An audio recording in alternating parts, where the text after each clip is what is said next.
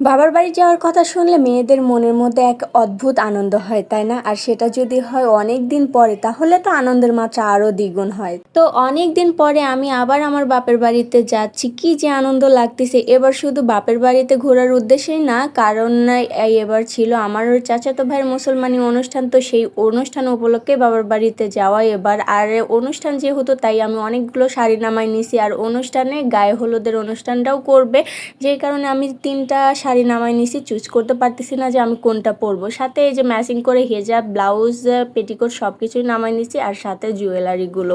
ভাই, কোনো অনুষ্ঠান উপলক্ষে আমি আমার বাবার বাড়িতে যাওয়ার সময় ব্যাগ ভর্তি করে জিনিসপত্র নিয়ে যাই যে এগুলো আমি ব্যবহার করব বা পরবো। কিন্তু অনুষ্ঠানের মধ্যে একটা জিনিসও সেরকমভাবে পরা হয় না, শুধু ব্যাগ ভর্তি করে নিয়েই যাওয়া আর নিয়েই আসা। বাবার বাড়িতে যাওয়ার সময় আমি আমার চিরুনিটা পর্যন্ত ব্যাগে করে নিয়ে যাই, কিন্তু ওই চিরুনিটা ব্যাগে করে আবার বাসাতেই ব্যাক করে, কিন্তু আমার আর